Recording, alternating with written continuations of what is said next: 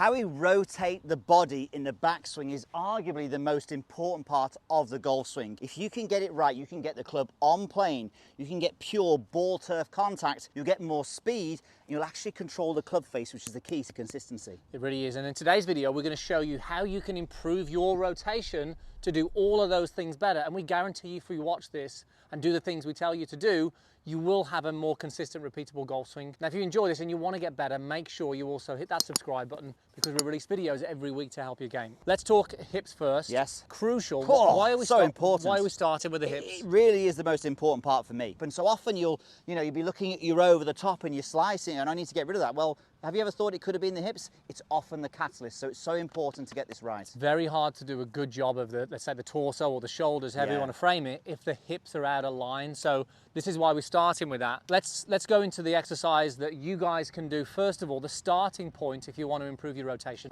So this is dead simple. We get an alignment stick, we drop it on the ground. You get a 6-iron. Specific lie angle on the 6-iron is perfect, and we're going to drop it so the bottom of the club is flush to the alignment stick. Okay, so it's leaving the club out at an angle like so. From there, then you get you to put your right foot at 90 degrees to the alignment stick, and then from there, up onto your toe, hands on your hips, stand tall and just rotate, almost like you're doing your hip turn in your backswing.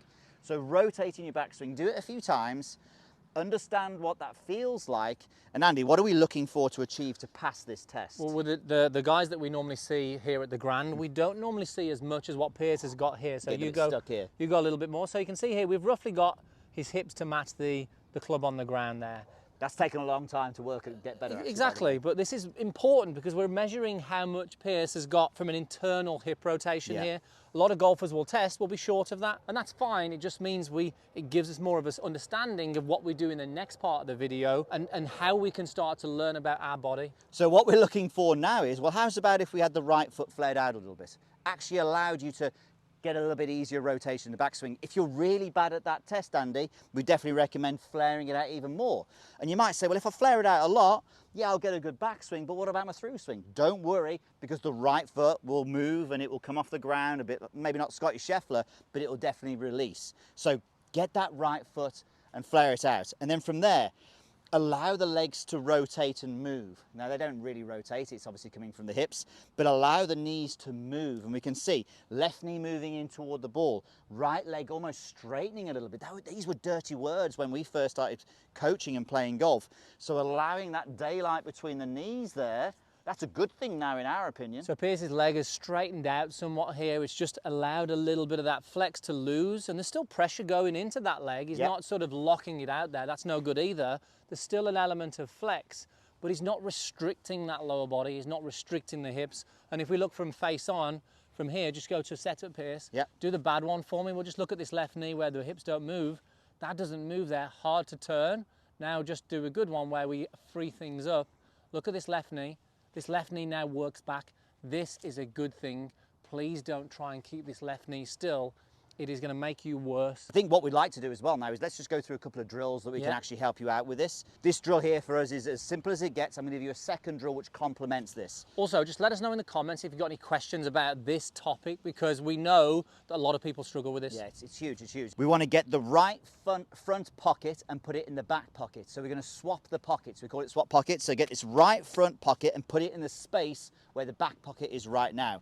So from there, it looks kind of like this. Now, the reason we really like this drill, this is just getting you to focus on rotation.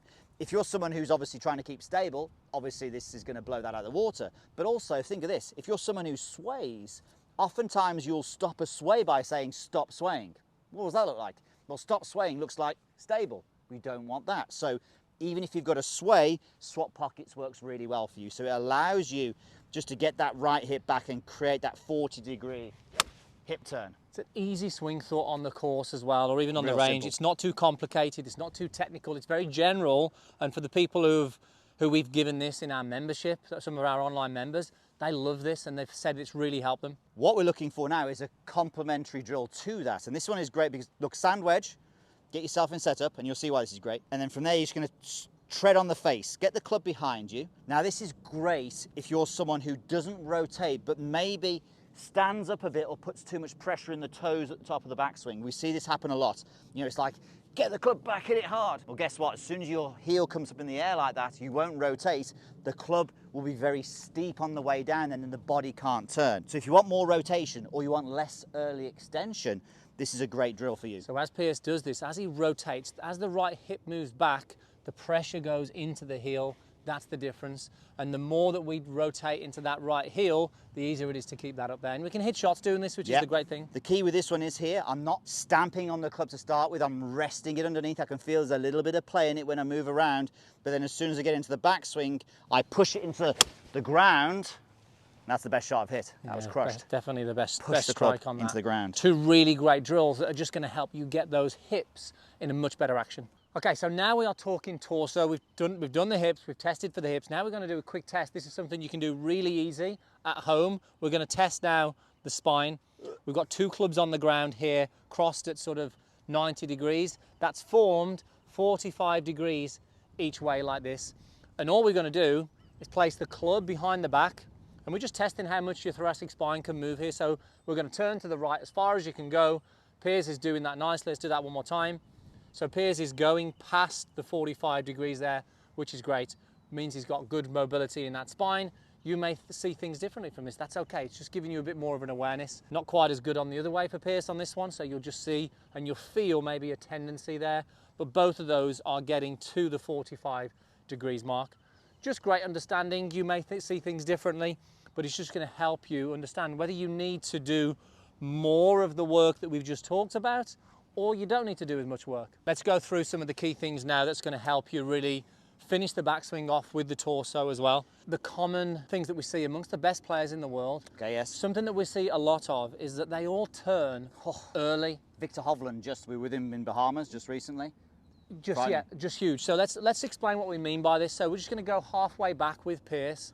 So if we go halfway back here, notice Piers has almost got 90 degrees of shoulder turn when his lead arm is parallel to the ground. Let's go halfway back here and show you what a lot of the amateur golfers who are struggling, hardly any turn of the body, but the hands and arms have moved considerably there.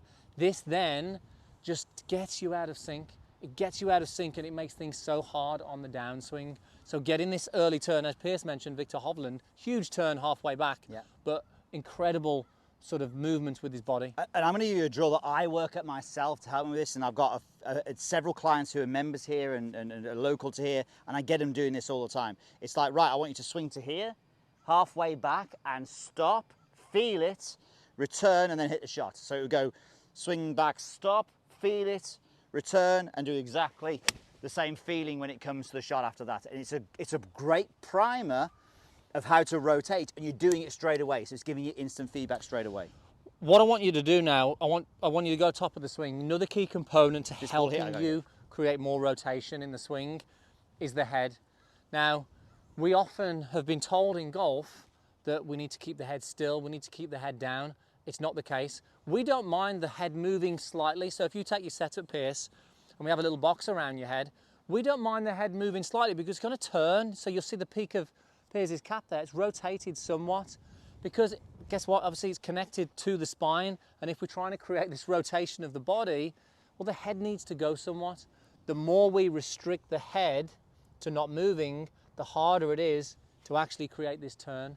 So freeing that head up and freeing the cap up on the way back, it's a big thing. I struggle with this a little bit. My head stays a little too still, and it limits the ability to turn. You've got to have, in order to get to the top of the backswing and look like this, you've got to have 70 degrees of rotation in your neck to be able to do that. That's quite hard. So if you're a little bit stiff in the neck again, you're at the computer all day, allowing the head to move can be a game changer for you, it really can. So let's do one of our favourite drills, if not our favourite drill for body rotation. Yep. We call it the matchup. You've seen it 1,000 times potentially. But the reason we do it so much... The number one drill in golf, we called it the once. It is. The reason we do it so much is because it's so impactful when we get students doing this. They do this a few times. It gets them to feel what the upper body should be doing and the hips, and they go, oh wow, this is what my body rotation should feel like. So just go through it. Dead simple. Golf club, 90 degrees to the target line. Put a golf ball on this side with the driver. You don't need the golf ball there. So I'll show you why in a moment. So we get the heel on the golf ball like so, club across the shoulders, go into your golf posture, watch your mic. and then from there, rotate, swap the pockets if you want to get that feeling, but get the feeling of making sure, not the feeling, the reality of matching up the shaft on your shoulders on the one on the ground. Notice when I'm doing this, I'm pointing the club down at the ground. I am not doing that. That's not a proper matchup.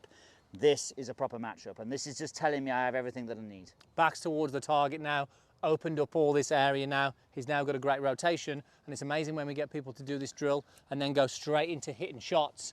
Instantly, it is way better, and the body feels so much more mobile when we do this. And I think the reason we do this with the golf ball like that for the iron, we want to make sure there's somewhat of a centered pivot. With the driver, we can take that ball away and we can actually rotate a little bit more and move a little bit more behind the golf ball, because obviously we want to hit the golf ball on the way up because on the tee peg. Okay, more detailed way there for you to get more rotation. I guarantee if you put that into practice, it will help you. And if you enjoyed this, make sure you check out meandmygolf.com or simply download the Me and My Golf app for all our best content. Thanks again, and we'll see you soon.